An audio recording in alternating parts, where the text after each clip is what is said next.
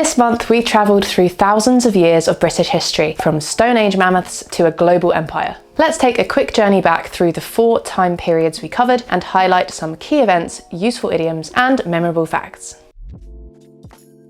Before 1066, Britain wasn't always an island. During the Stone Age, people could walk over from Europe, but when sea levels rose, the land bridge disappeared and Britain became an island for good. We looked at Stonehenge and Skara Brae, where you can still see stone furniture from nearly 5,000 years ago. That stood the test of time, literally. Then came the Bronze Age, when people discovered how to make bronze, a real game changer. Bronze tools and jewellery helped societies level up in farming, crafting, and war. By the Iron Age, iron gave tribes the upper hand in battle. The Celts lived in hill forts, minted their first coins, and spoke early forms of Welsh and Gaelic. Next, the Romans invaded in 43 AD, building towns, roads, and Hadrian's Wall, 73 miles of solid stone to keep out Scottish tribes. But not everyone welcomed them with open arms. Boudica, the warrior queen, led a major rebellion and became a symbol of the underdog spirit the British still admire. Later came the Anglo-Saxons. Their language gave birth to Old English, and their poetry, like Beowulf, has definitely stood the test of time. And then the Vikings arrived, bringing fierce raids and Norse vocabulary, including words like egg, sky, and knife. But in 1066, it all changed with the Norman conquest. William the Conqueror defeated King Harold at the Battle of Hastings, and the English language would never be the same.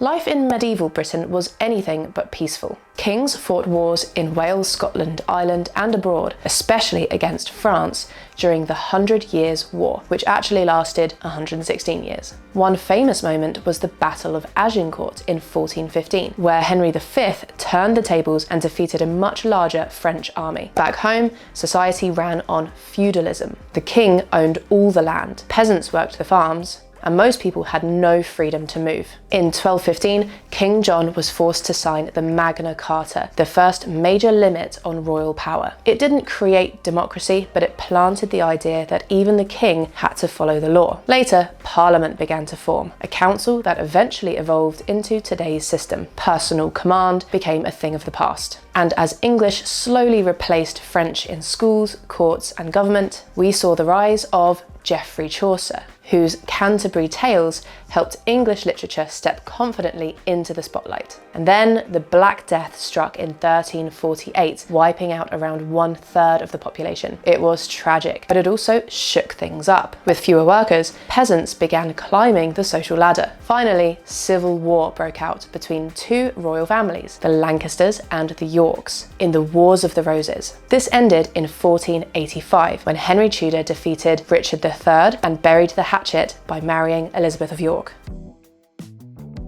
The Tudors brought royal drama like no other. First came Henry VII, who rebuilt royal finances and kept a low profile. But his son, Henry VIII, not so much. Henry VIII is famous for breaking with the Pope, founding the Church of England, and of course, having 6 wives. We remembered them with that dark but useful rhyme: divorced, beheaded, died, divorced, beheaded, survived. His children took turns on the throne. Edward VI pushed Protestant reforms. Mary I tried to turn back the clock to Catholicism and earned the nickname Bloody Mary. Elizabeth I walked the line, balancing Protestant faith with Catholic traditions. Under her, England defeated the Spanish Armada and saw the golden age of Shakespeare and exploration. Next, the Stuarts believed in the divine right of kings, which clashed with a parliament that wanted more power. Tensions boiled over in 1642. Civil war broke out, and Charles I was executed. England briefly became a republic under Oliver Cromwell, but after his death, people longed for stability. The monarchy was restored under Charles II, who turned over a new leaf by working better with Parliament. Then came James II, a Catholic king in a Protestant country. This caused panic, and in 1688, Parliament invited his Protestant daughter Mary and her husband William of Orange to take the throne. This peaceful revolution became known as the Glorious Revolution, and it marked the start of a constitutional monarchy in Britain.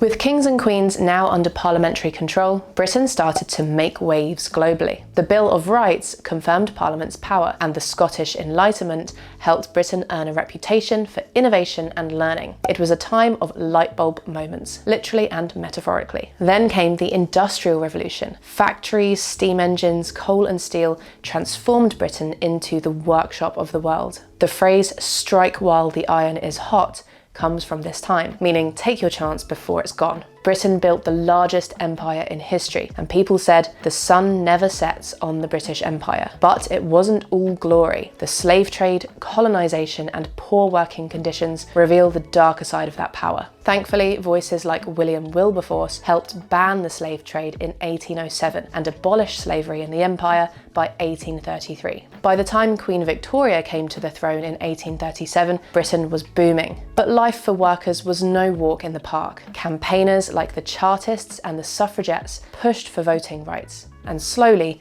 Britain became more democratic.